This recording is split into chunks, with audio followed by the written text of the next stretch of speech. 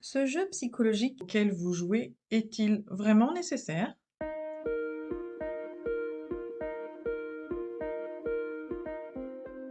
Bonjour, je suis Dominique Meunier, thérapeute et coach.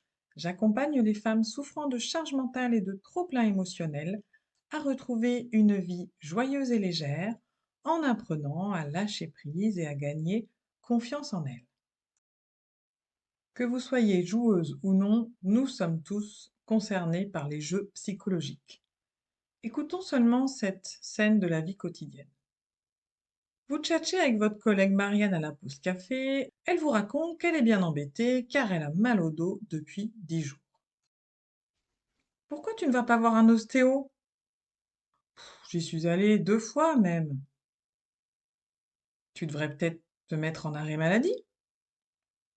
Ouais, j'y ai pensé, mais j'ai du boulot, je ne peux pas en ce moment. Ta santé est importante, tu devrais quand même faire quelque chose. Oui, je sais, mais j'ai déjà fait 2 séances d'ostéo, ça devrait se régler vite. Apparemment pas. Tu as pensé à l'acupuncture? Non. Et puis je ne connais pas d'acupuncteur. Je peux t'en chercher un si tu veux.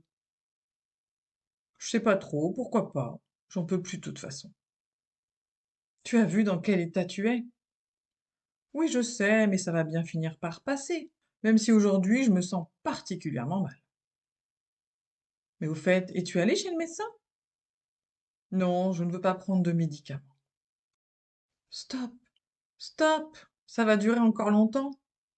Ce dialogue est en fait un classique des relations entre les êtres humains. Ça s'appelle un jeu psychologique.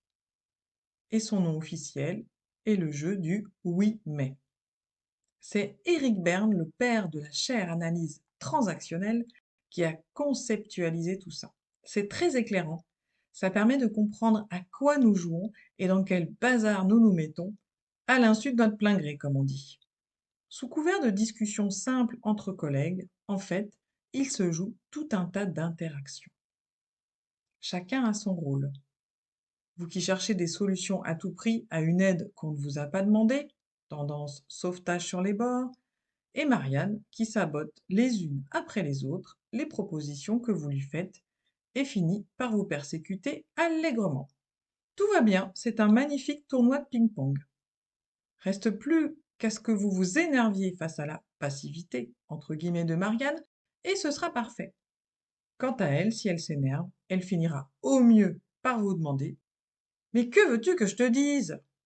Et là, bam, c'est le drame, les rôles changeront, vous vous plaindrez de voir qu'elle ne fait rien pour son dos et qu'elle ne se saisit pas de votre aide. Et elle, après avoir alimenté votre démarche d'aide, s'en étonnera. Ou alors, autre possibilité, vous continuerez ce ping-pong nourrissant à la pause déjeuner avec l'aide d'autres collègues qui pourront eux aussi conseiller tel praticien, tel remède, telle solution à une Marianne sceptique. Est-ce qu'on est dans la vraie vie là? Oui, en quelque sorte, parce qu'au quotidien, il nous arrive chaque jour d'être sensible à la souffrance ou à la douleur des autres. Parce qu'au quotidien, nous résolvons des problèmes, nous cherchons des solutions pour être bien. Alors pourquoi ne pas aider les autres? Au départ, l'intention est bonne sans doute. La conversation est plutôt sympa et bienveillante. Marianne vous touche et vous invite, de façon non consciente, à jouer votre rôle de sauveteur ou sauveteuse et bingo, ça marche à chaque fois. Elle recherche peut-être de l'attention, elle aussi. Vous recherchez peut-être toutes les deux de la reconnaissance, elle dans son rôle de victime et vous dans le rôle de sauveuse. Mais voilà, peu à peu, vous et Marianne, vous rentrez dans un jeu psychologique et cela peut durer des heures. Chacune réagit selon son expérience, son parcours de vie, sa personnalité, son enfance, ses blessures, etc. Chacun joue le jeu qui correspond à ses besoins inconscients façonnés dans l'enfance. Et les rôles peuvent changer de temps à autre. Ces échanges sont alors source d'incompréhension, voire de tension, voire de conflit. En couple, en famille, dans le travail, en amitié, tout est un terrain de jeu fabuleux.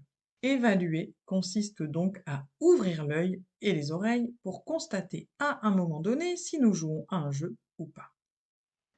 Lorsque nous sentons que nous prenons le chemin d'un jeu psychologique, que nous nous enfermons peu à peu dans un schéma, et que cela se reproduit plusieurs fois par semaine avec différentes personnes, il est temps d'arrêter de jouer. Arrêter de jouer implique de travailler sur soi avec bienveillance et patience. Le jeu psychologique est avant tout un jeu entre soi et soi-même. Et pour s'en défaire, il faut se prendre en considération, prendre conscience de ses fonctionnements. Dans le cas de votre collègue Marianne, une voie pour s'en sortir serait de lui demander: qu'attends-tu de moi? Cette question arrête immédiatement le ping-pong et en interroge son existence même. Eric Berne, le fondateur donc de l'analyse transactionnelle, parle alors de nous reconnecter à notre état d'adulte, l'état le plus neutre qui soit. Les deux autres états sont l'enfant et le parent. Nous passons par ces trois états plusieurs fois par jour potentiellement. Les autres également.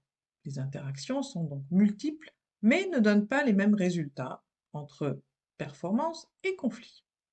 L'adulte, lui, recherche les faits. Et il recherche à objectiver sans affect. Il est dans la réalité.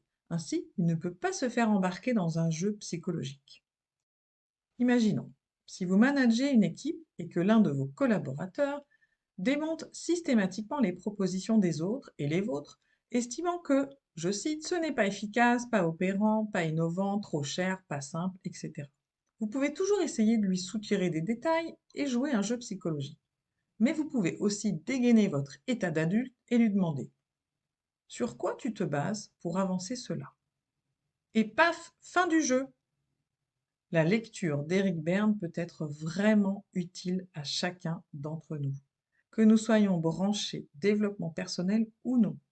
Son concept est étendu et mérite de s'y plonger pour mieux comprendre à quoi nous jouons et trouver des leviers pour se sortir des jeux psychologiques enfermants.